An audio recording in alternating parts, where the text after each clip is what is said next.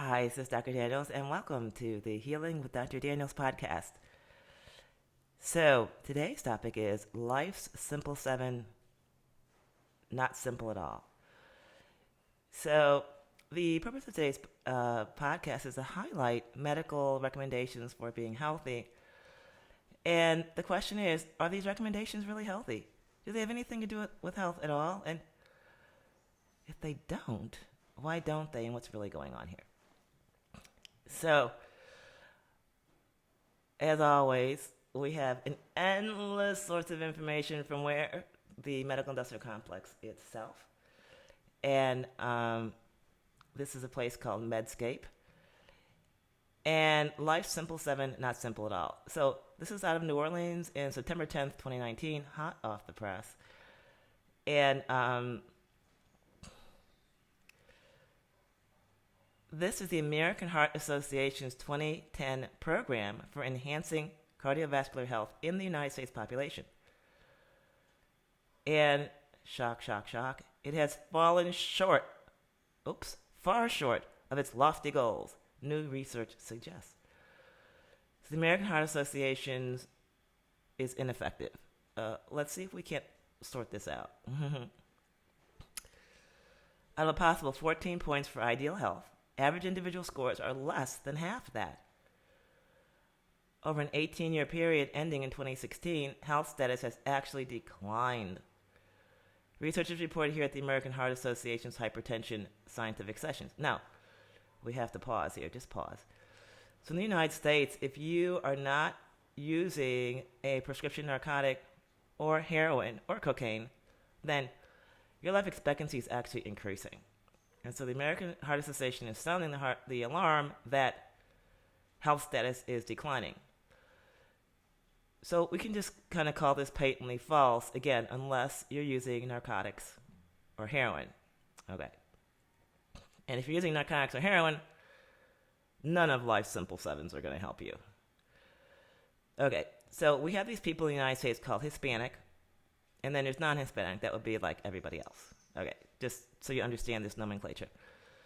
And this is a real issue because when you talk about non-Hispanic, Hispanic, you're insinuating racism into medicine when actually what makes one group live longer than the other is cultural practices. And it's those cultural practices that need to be identified, not the color of the person's skin or the language that they speak. So, non-Hispanic white women under the age of 45 had the best scores. 50% were in what we call the ideal range, 10 to 14, 50%. But no other group came close to this. Okay, so the LS7 program was developed by the American Heart Association to track and improve cardiovascular risk and outcomes as part of its strategic impact goal for 2020 and beyond. Now, as an individual, you have to ask yourself, will reducing your cardiac risk increase your life expectancy? The answer appears to be no, because the number of people classified as dying from heart disease is the number one cause of death that has not changed, yet people are living longer. So we have to question the link between reducing cardiac risk and being healthier. Just saying. And so demographic factors were associated with large differences in these scores. No group had optimal scores or showed a reduction in risk factors over time, though in general, fewer people are smoking. Also compared with the earliest period, 1999 to 2004, there's no improvements to cardiac risk factors were observed for the later time periods. That would be after 2004. So, what would be the Life Simple 7? Well, here we are. So the Life Simple 7 focuses on 7 metrics, that means things you can measure with numbers, related to heart disease and total health. Smoking, diet, physical activity, body weight, blood pressure, cholesterol, and blood glucose levels in the absence of pharmacological treatment.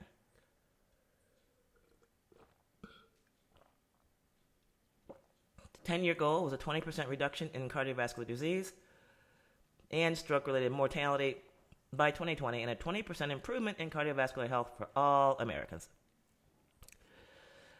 So individuals who achieve the 7 metrics have been shown not only to have less heart disease, but less kidney disease, lung disease, and even cancer. And so this one person says, wow, it's a way to total health. I love this. So this is the way everything in medicine is rolled out. It's like, wow, this is the best thing since sliced bread. And we're going to take a little closer look at the slices. What we looked at here are the factors that help determine whether people have high or lower scores on those metrics. Again, so we're now looking at the scores on metrics. We're not looking at the effect of metrics on life expectancy. So what's happened here very subtly is the topic has changed. The topic has changed from patient health, length of life, quality of life to metrics. Let's get the metrics. Let's get the numbers. And most people, even doctors, don't even realize this subject change. Because, of course, the reason any doctor would be reading this is to figure out, well, how can I do a better job with my patients? So these variables were assessed in 32,000 participants of the National Health Nutrition Examination Survey program between 1999 and 2016. Everybody was 20 years of age and older, and they had categories non-Hispanic white, non-Hispanic black, or Hispanic white. And all of them had to be free of heart disease. For each item, 0 points for poor, 1 point for and 2 points for optimal. The maximum score, of course, is 14. And in the analysis, average scores were below the ideal range in all demographic groups, with values ranging from a high of 9.3 for non-Hispanic white females, less than 45 years of age, to a low of 6.3 for non-Hispanic black females. And scores fell dramatically with age. Now, the thing to understand here is the longest lived population in the United States is Hispanics. Non-black Hispanics, non-white Hispanics, whatever that is, that group. And notice that this longest lived, healthiest group in the United States does not have the highest score or the lowest score. There is a red flag, certainly at least a yellow flag, that what's being measured in these 7 principles may not actually be an indication of health. So in the analysis, average scores are below the ideal range of 10 in all demographic groups with values, we have our range. In our multivariate analysis, that's a big word for statistical manipulation, we found that age was the most powerful factor. Now, age is something you can't control, right? They love that. So a lot of these things, they talk to you in the medical industrial complex or talk to your doctor. The factors determining health are generally boiled down to things you can't control. Your race, your age, who your parents were, where you were born. And this is really just a ploy to create a feeling of powerlessness. All right, so people who are over the age of 45 were only 10% likely to have good LS7 scores. There's a huge age-related decline. But wait, the older a person is, the more successful they are at longevity, right? So if you take a 89-year-old, that person has exceeded the life expectancy of the average American, and that person, we can say, is healthy just because they even made it that far in life. But in that group of successful longevity livers, compliance with this health metric is only 10%. That alone should tell you that these metrics are suspect and should be disregarded, at least in part, if not in whole. Because you would expect, if these metrics truly measured health, that as people got older, the compliance to these metrics would actually be higher and higher and higher. Because all the folks that didn't comply, right, they died because the metrics truly measure health. So here's another red flag. So LS7 scores were high in non-Hispanic whites, higher in non-Hispanic whites and Hispanics than non-Hispanic blacks. Well, you only have 3 groups, right? So 2 groups got to be higher than the third. in women instead of men, and in better educated and higher income participants. So if you have more education and you make more money, then your scores are going to be higher. Or percent compliance with the scores. But if you're older and you've actually managed to live longer and be healthier, your scores are going to be lower. There you got it. The strongest variables were as follows. And they've got these. College degree, 4 times more likely to have a good score. Income, more than 400% of poverty level.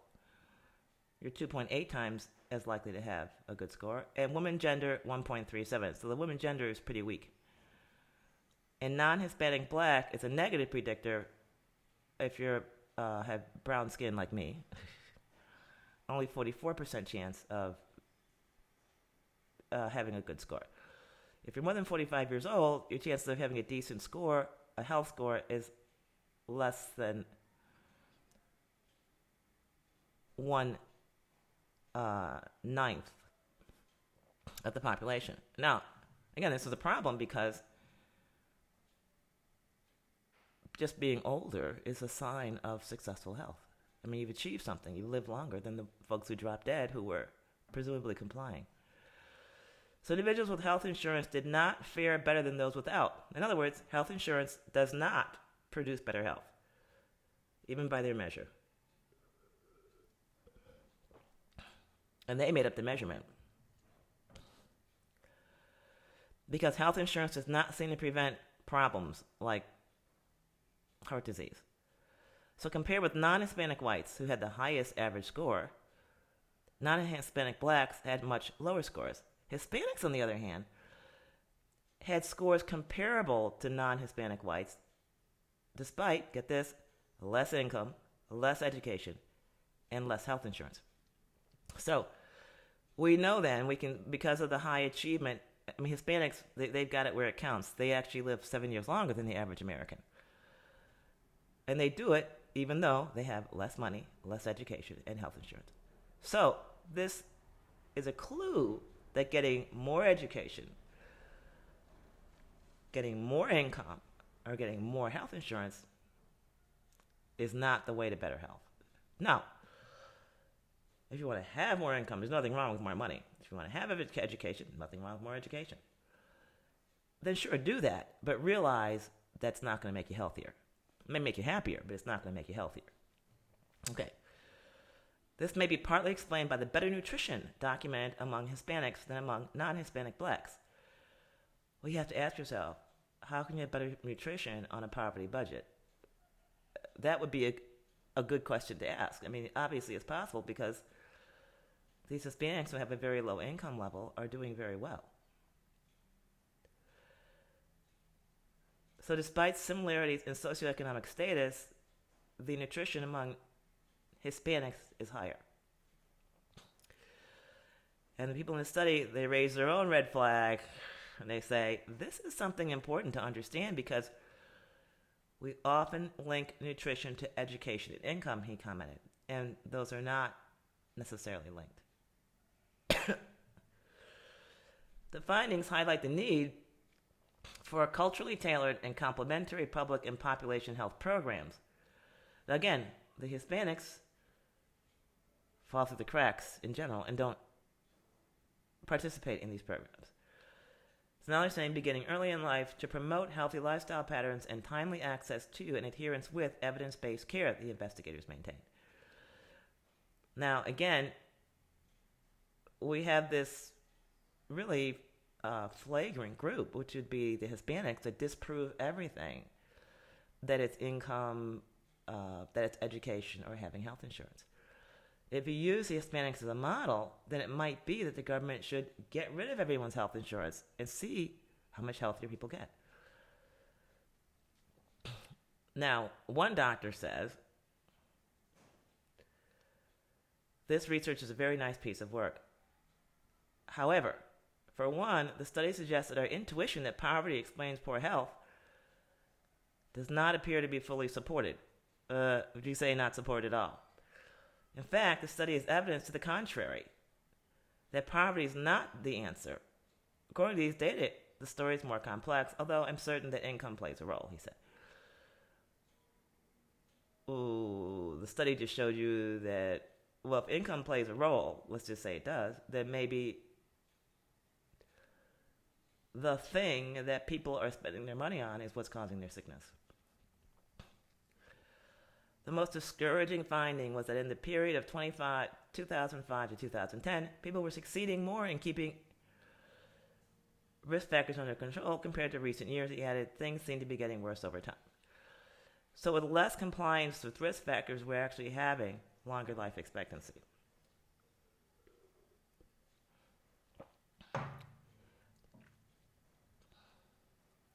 At the end of the day, the message is important with respect to getting risk factors under control in all populations to improve health.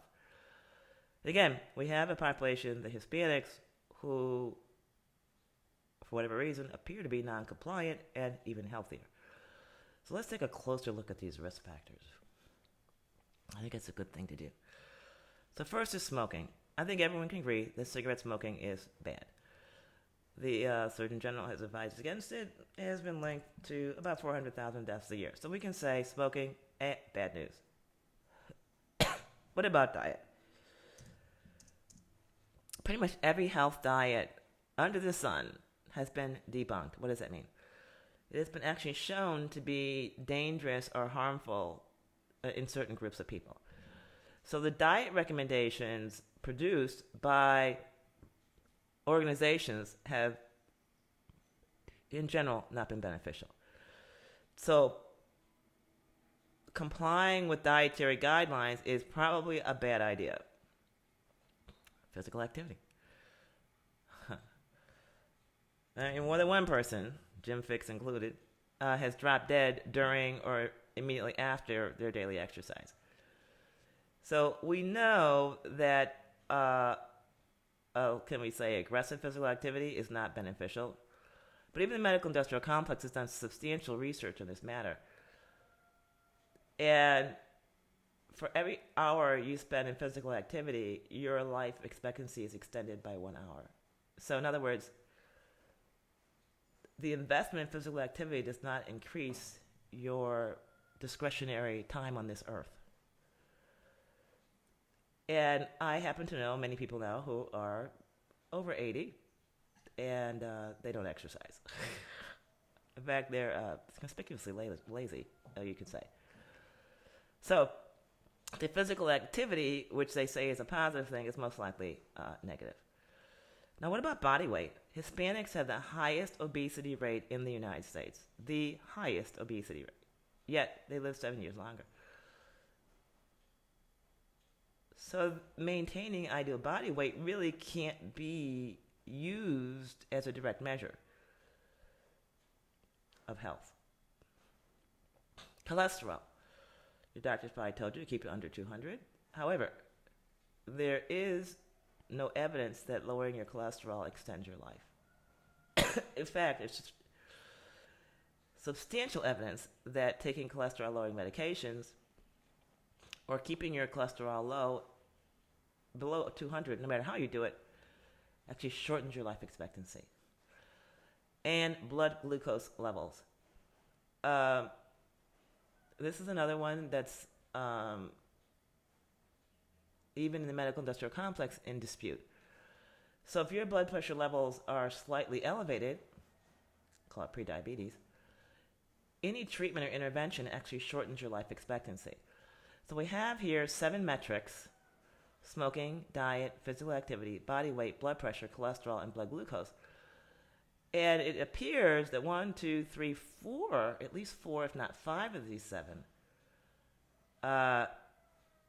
is not a predictor of health or longevity. In fact, the only one that's a predictor is blood pressure. So people who have elevated blood pressures do not live as long as people who have blood pressures in the normal range. That is documented. What's also documented, though, is blood pressure medications do not close that longevity gap. So while you can make the case for maintaining a normal blood pressure, you cannot make the case for medical intervention. And then, of course, smoking, yes, that definitely lowers your life expectancy. So we have 7 measures. And of the 7, only smoking and blood pressure are proven to shorten life expectancy. So what does this mean? It means you have to be a little bit skeptical of these government guidelines. And where they get them from? As they say, ... darned if I know. So these L7 focus on 7 metrics actually cannot be expected to increase life expectancy because many of them actually don't correlate with people who have achieved longevity. And even in their own study, they say the older the person is, the less the compliance is with these factors. Yet, hey, you got living proof. The person's 90 years old. But I use my mother as an example. So mom doesn't smoke, got that. Her diet, she eats whatever she wants, but she only cooks at home. She eats her cooking. Physical activity, none. Body weight, mom was slightly overweight all of her life. Blood pressure, a little high. Cholesterol, a little high. Blood glucose levels, a little high. How old is mom? 89 years old. Just a data point pulled out of the air. So what really they should do is take a look at people who are 89 years old and see where they fall on these metrics. And one conspicuous thing that's not here is alcohol intake. There's got to be an unsafe level of alcohol intake. It's certainly responsible for a lot of deaths, but it is not on the list. So, what is a person to do? I think the best thing to do is take a look at the people who are the longest lived, which would be Hispanics, and follow their metrics, because they're living 7 years longer than the average American. So what do they have? They have no health insurance. They're poor, but hey, you don't need to give away everything you own.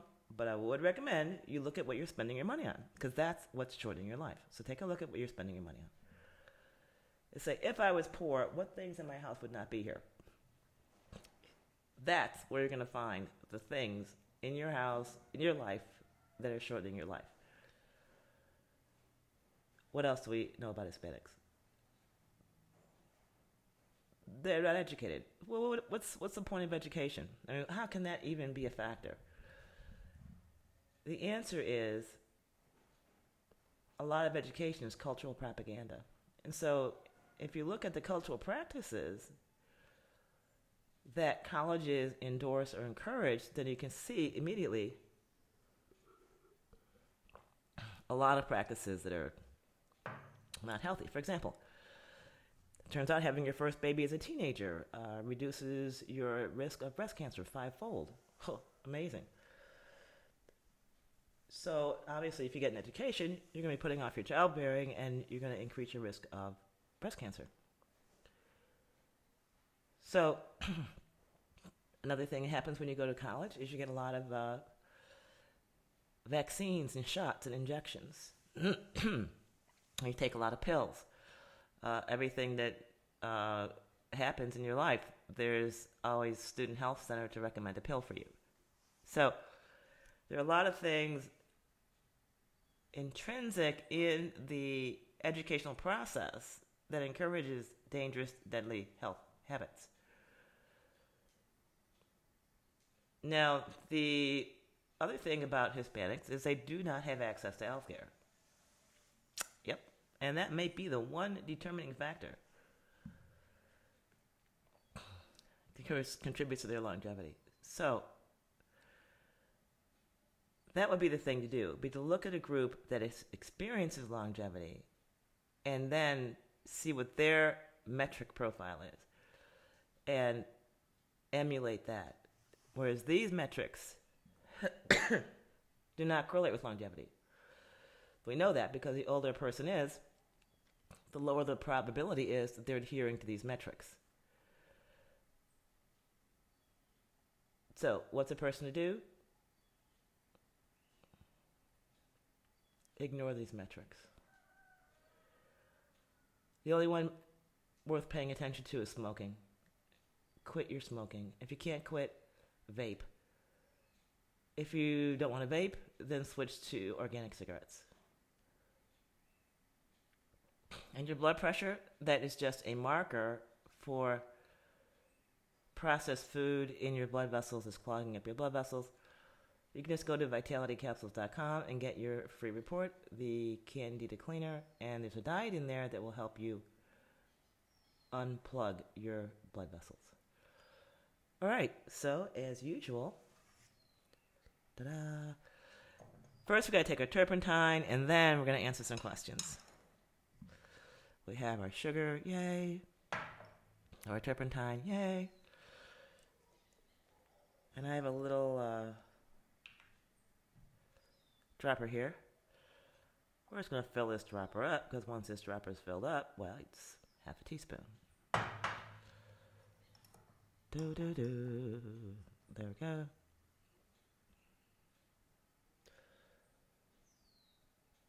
We're going to put turpentine on that. Can you see the turpentine?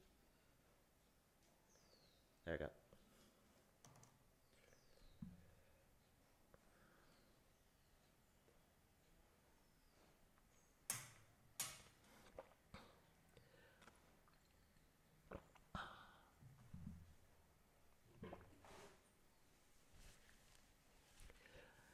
I do not eat or lick the turpentine off my lips. If it's a little bit stuck on there, like, no, we don't do that. Then we're going to take our Shilajit. I take it because it's an excellent trace mineral source. And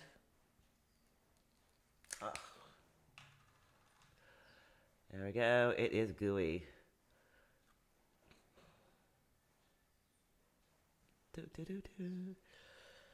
We're going to put that in our water, let it sit while we answer questions, and then we will get back to that and drink it right down. Now, we're not able to get to all of the questions because we have a lot of questions. So if you feel your question is an important one, needs to be addressed, appointments are available at vitalitycapsules.com/appointment. And I have a monthly program where I educate you in the natural healing space, how to handle health situations at home, and how to avoid the natural healing pitfalls that can actually ruin or destroy your health. And information about that is at vitalitycapsules.com/heal at home. And then, of course, you can get the free report on turpentine and how to apply it in your life at vitalitycapsules.com. All right. Let us see. We have questions.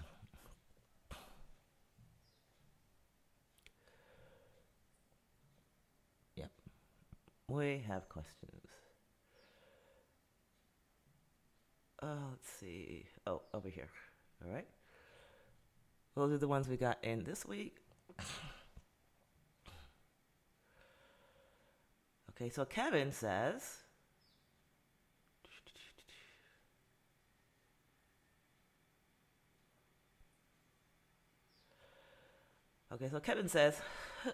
does it make sense that topical iodine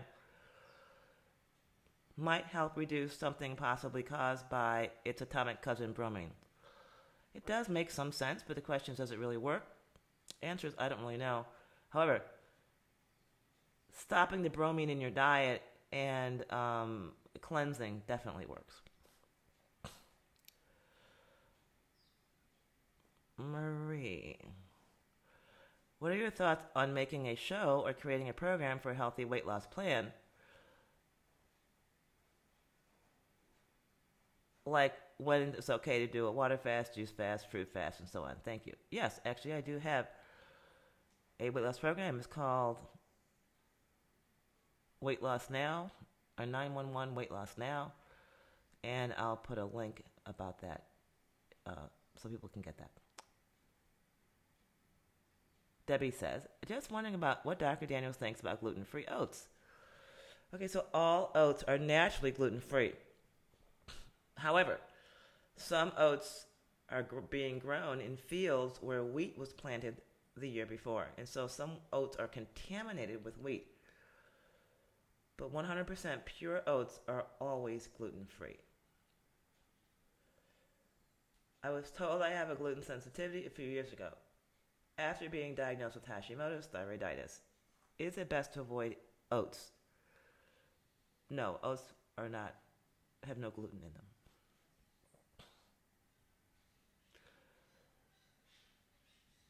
Jeanette says, a mother gets headaches and the baby gets fevers every month or twice a month. How can this be avoided? And the answer is the mother needs to detox, she needs to change her diet, and she needs to do maybe some liver flushes. So the problem is not due to hormones in her mother's milk, it's due to toxins, chemicals, and poisons, basically.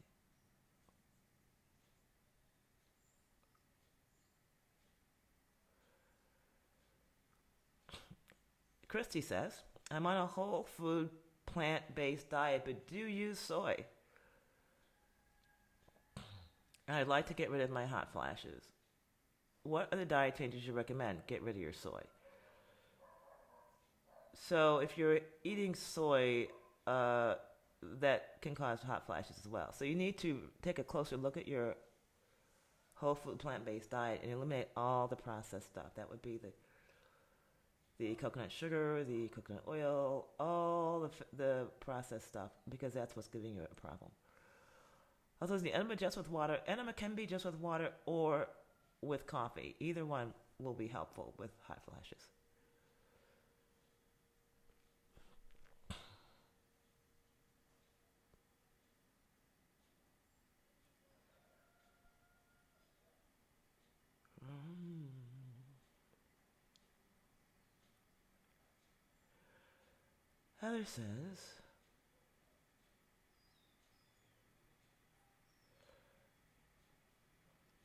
Heather says, we've been off gluten, dairy, soy, corn, canola oil, and processed sugar, meat, fish, and so on for a year.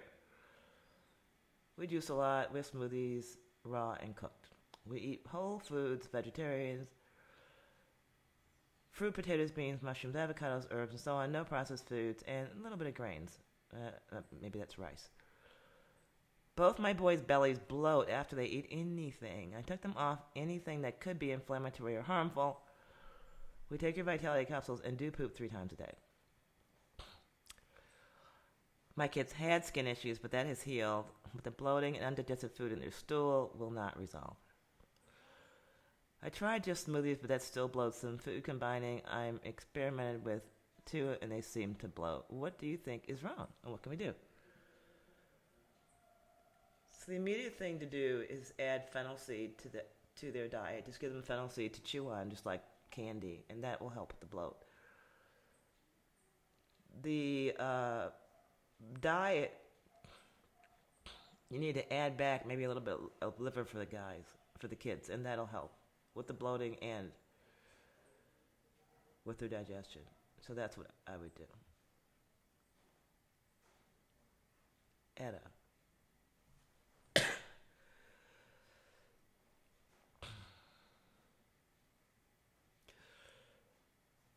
My question is if I'm drinking enough water and I have 3 or more bowel movements every day as I take my Vitality capsules. Excellent.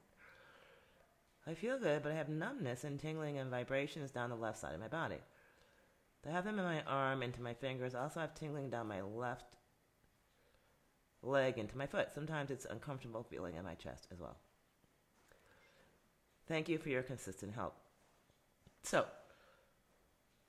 the issues you're having appear to be electrical, and in your body, electrical issues are handled by electrolytes. So I would say add a lot more salt to your food and see if that tingling goes away. If that doesn't do it, then add some fat, like maybe some bacon.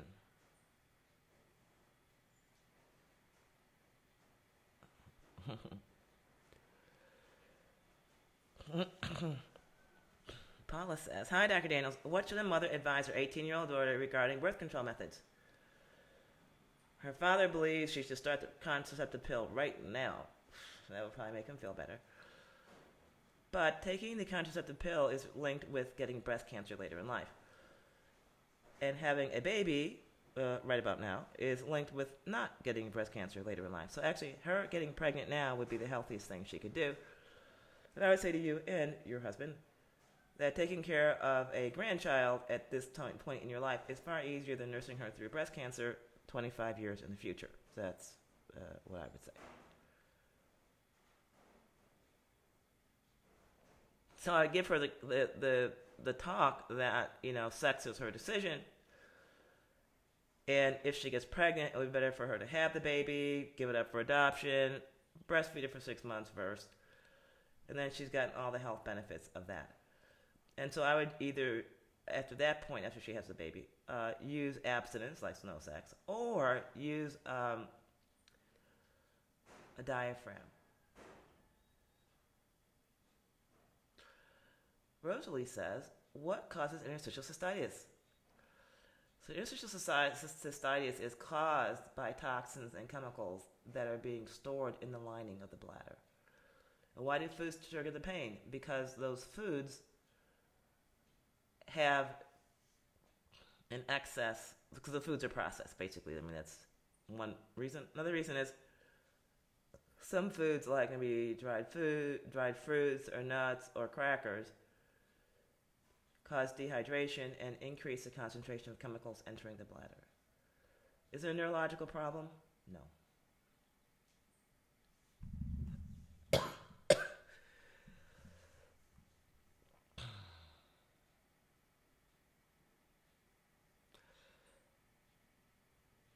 So this is great. This is a very nice one. So Mojisola just has a comment here.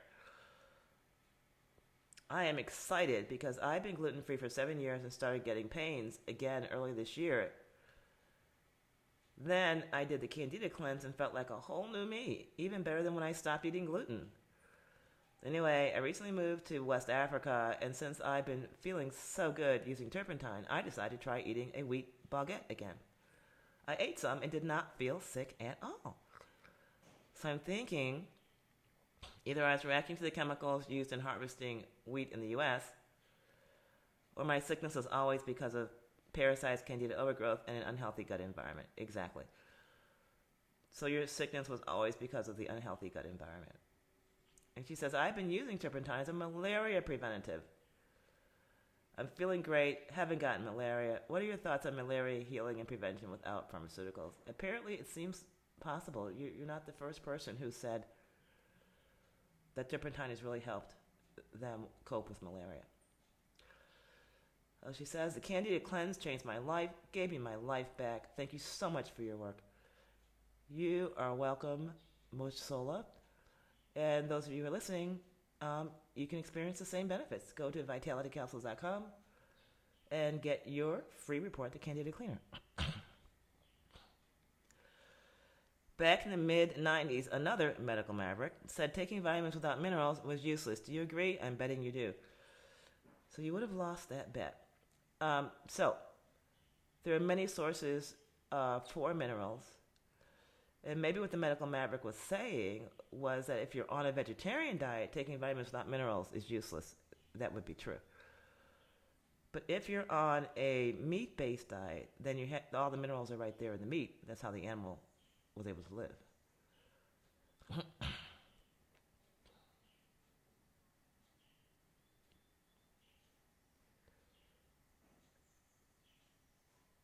Okay, my 7th week of my keto diet is going well for me after the first few weeks. Since turpentine is soaked into white sugar, I wonder if this would be okay. Sugar's a no-no on the keto.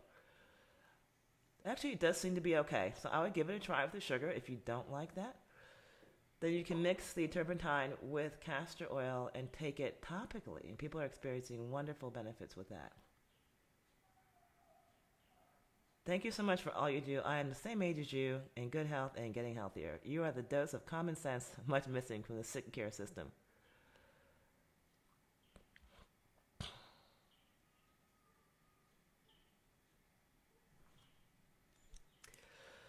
So the question is, this person has pain. I'm just wondering what I could do to heal my pain. I have 4 kids, Partial hysterectomy, it means the uterus is gone, ovaries are there.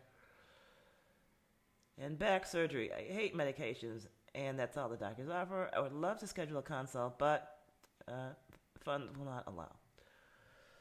I did order the Vitality capsules, praise God. Any advice would be greatly appreciated. Okay, so we have to kind of read into this. Since this person had back surgery, we have to guess the pain is back pain. And back pain is a collagen issue, and that's why surgery doesn't help. So she should add chicken feet to her diet. Chicken feet, Monday, Wednesday, Friday, a quarter to a half pound, and obviously have that with plenty of water, vegetables, and rice.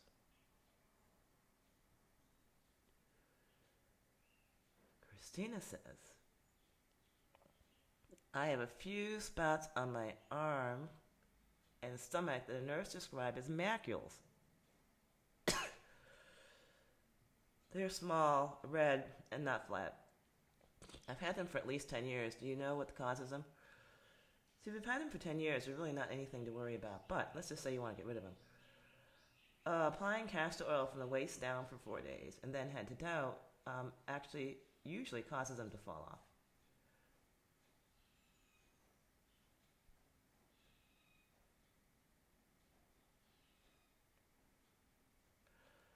David says, how long is Shilajit okay to consume after the package date? Does it go bad or is it just less potent? Okay, so Shilajit never goes bad. So Shilajit is already millions of years old. So there's an expiration date on the Shilajit just because you have to put an expiration date on supplements. And this is a product that is literally millions of years old, and that's how nature made it. So it never expires. It will be good long after you are deceased.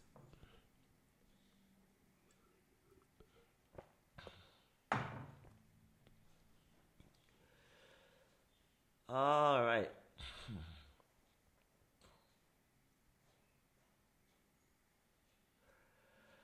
Aaron says, I have a question about the turpentine diet. I've been working to complete this diet for the needed amount of time so I can take the turpentine and have been unsuccessful at making it an entire 5 weeks. Okay, so what you can do is you can just go halfway in the diet. Take the meats you're already eating and cut them in half. And then make sure you're pooping 3 times a day and you're well hydrated, and it should work out pretty well. All right, we have more questions.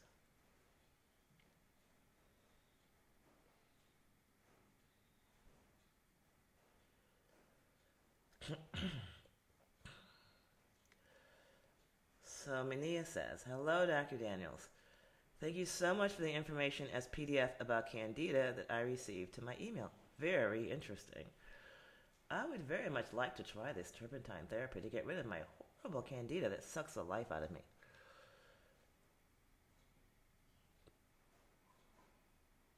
I've lived in Sweden and have a chronic fatigue syndrome for 7 years now. We can just stop right there. Of course, she's been on sick leave for 7 years, but chronic fatigue, 7 years. The quickest way to get rid of your chronic fatigue is not the turpentine, but calf liver. So eat some liver.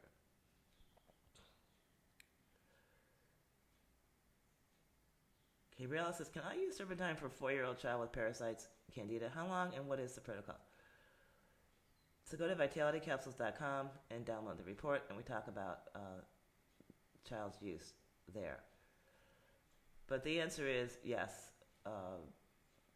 In the United States, in populations where turpentine is used, they generally start giving it to kids as young as like 2 months of age.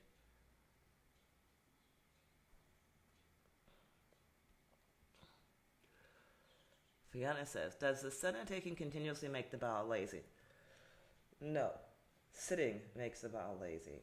So our cultural practice of sitting, our cultural practice of not drinking enough water, those are things that make the bowel lazy.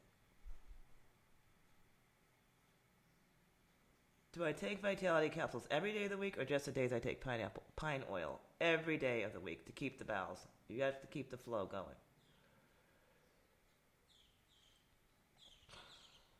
Can I take turpentine with food grade hydrogen peroxide? Answer is no. Turpentine depends on an acidic environment in your stomach. And hydrogen peroxide makes that environment alkaline. So you just have to make up your mind which one you want to use.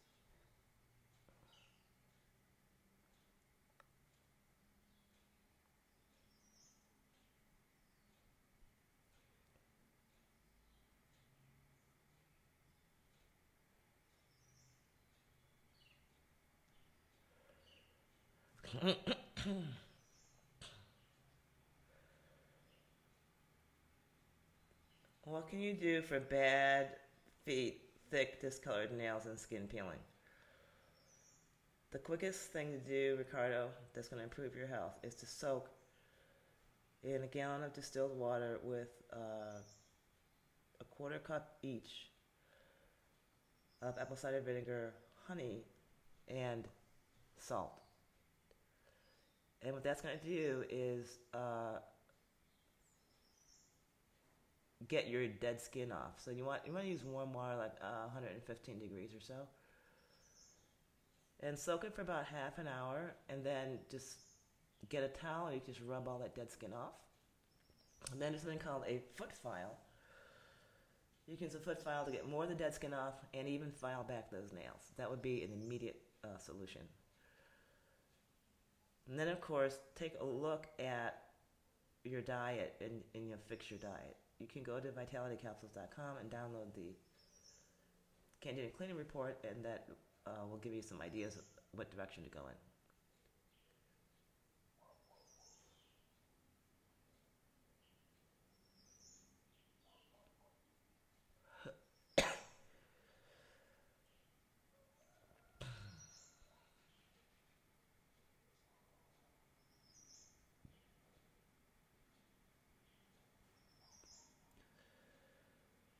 All right, so some of these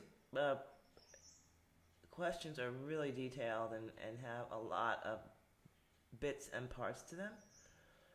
And it's really better, Patricia, just to make an appointment and we can address all these things. I have hypothyroid problem. I like to replace Synthroid with natural medicine because Synthroid does have many side effects. Thank you so much. Sincerely, Annie. So Annie, you can get Thyro Gold. It's over the counter. Buy it online and use that to replace your Synthroid.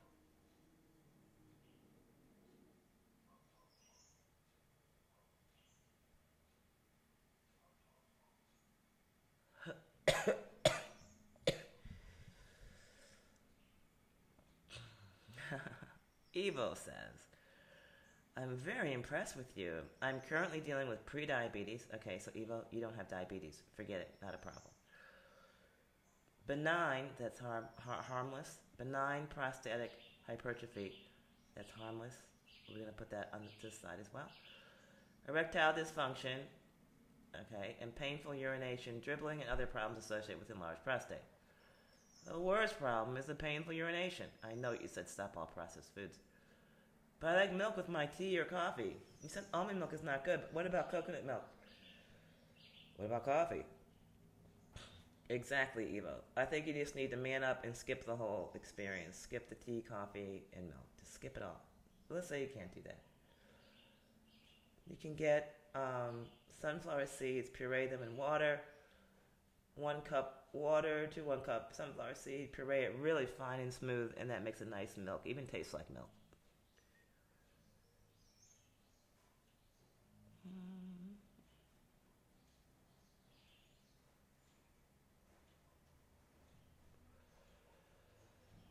All right, that is it for the questions that we're able to answer today. So thank you very much for listening, and remember, we have you can have support either through an appointment at vitalitycapsules.com/appointment, our monthly educational group at vitalitycapsules.com/health heal at home, or the Candida Cleaning Report at vitalitycapsules.com, which is totally free. And as always, think happens, and we will see you next week.